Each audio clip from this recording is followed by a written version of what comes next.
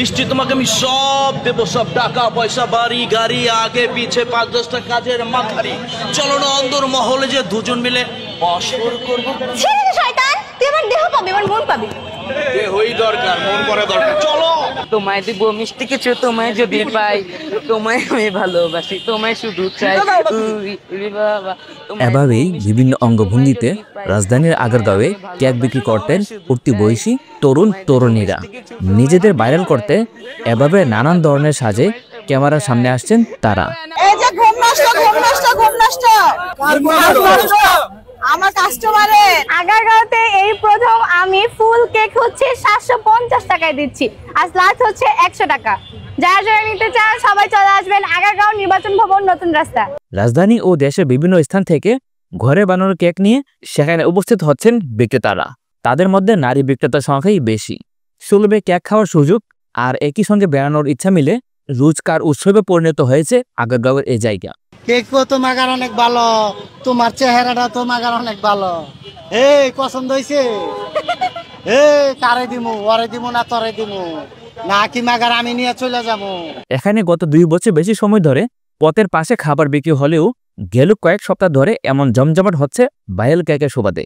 আর এই cake viral হচ্ছে Facebook, ইউটিউবারের সুবাদে। অন্তত এই এলাকার বিক্রেতারা তাই মনে করে। ক্রেতারাও বলেন তারা সামাজিক যোগাযোগ মাধ্যম দেখেই কেক খেতে আসছেন। আমি এখানে ব্যবসা করতে আসি, যদি ভাইরাল হই তাতে খারাপ কি? আপনারা যদি আমাকে ভাইরাল করেন, করে দেন। খালি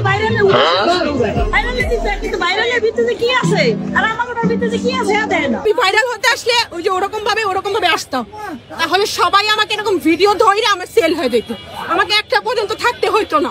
আমিও তো একটা মহিলা, আমার ইজ্জতের ভয় নেই। টেবিল ছাড়াও এখানে কেকও নিজেদের গাড়িতেই রেখে বিক্রি করছেন কেক। লজ্জা পেলেই লজ্জা, তেলের খরচ উঠানোর জন্য আমি এখানে আসিনি। এইটা জাস্ট একটা মেসেজ সবাইকে দেওয়ার জন্য যে আসলে খাবারটা যে এত লোভনীয় সেটা আপনারা খেলেও বুঝতে পারবেন। হ্যাঁ, লজ্জার তো কিছু নেই, সব ছোট বড় কাজই কাজ। তো যেহেতু আমার গাড়ি আছে আর আমার মা এত ট্যালেন্টেড, সো ওয়াই নট। ওই ভাইরাল কেক দেখার পর ফেসবুকে তো তোলপাড়, তারপরে ভাবলাম আমাকে সবাই বলছে যে তুমি এত ভালো কেক বানাও, বাসা বসে তুমিও ট্রাই করো। পরে দেখলাম বাসা আসলে ফ্রি বসে থাকি, এই জন্য আর কি কেক নিয়ে এখানে চলে আসা। আর আমার এখানে যে কেকগুলো আছে আপনারা যদি একবার ট্রাই করেন, আমি গ্যারান্টি দিয়ে বলতে পারবো যে এই রোডে কেউ আমার থেকে ভালো কেক সেল করে না। মখমলের মতো নরম আর দুধের সাথে কেকের উপর রূপালি বল, আমের ধান মেশানো চকলেটের টপারে নীল ফুল বা চিরচাইতে চকলেট ক্রিমের সঙ্গে পাল্লা দিয়ে খুব কাটা ঘরের নকশা করা রসমালাই কেক। আমি আজকে প্রথম আইসা আমি অনেকগুলো দিয়ে প্রস্তাব পাইছি আগারগাঁও। বিভিন্ন প্রান্ত থেকে ছুটে আসা কেক প্রেমীরা এখানে ভিড় জমাতেন। বিশেষ করে ইউটিউবাররা কেক বিক্রেতাদের ভাইরাল করতে ও তাদের কন্টেন্টে ভিউ বাড়াতে এখানে ভিড় জমাতেন। ফলে এই এলাকায় তৈরি হতো দীর্ঘ যানজট।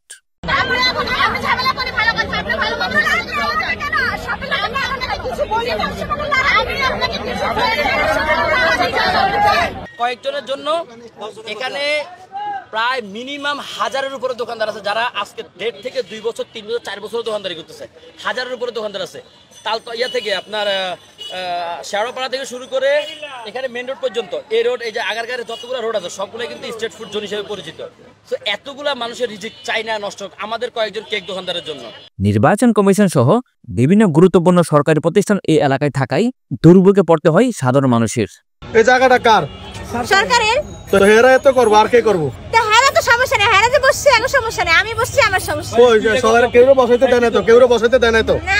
এই এলাকায় জনগণের দুর্ভোগ কমাতে বৃহস্পতিবার রাতে অভিযান চালায় আইন শৃঙ্খলা বাহিনী ও যৌথ বাহিনীর সদস্যরা। অভিযানে আগারগাঁও এলাকা থেকে আলোচিত কেকপট্টির দোকানগুলো সরিয়ে দেয় যৌথ বাহিনীর সদস্যরা। ওই সময় ফুটপাতে থাকা কেক, চটপটি, ফুচকা, পিৎজা সহ বিভিন্ন খাবারের দোকান সরিয়ে দেওয়া হয়। এখন থেকে এই এলাকায় কোনো ধরনের খাবারের দোকান বসবে না বলে জানায় সংশ্লিষ্টরা। তবে কেক বিক্রেতারা অসুখী হলেও সাধুবাদ জানিয়েছেন সাধারণ মানুষ।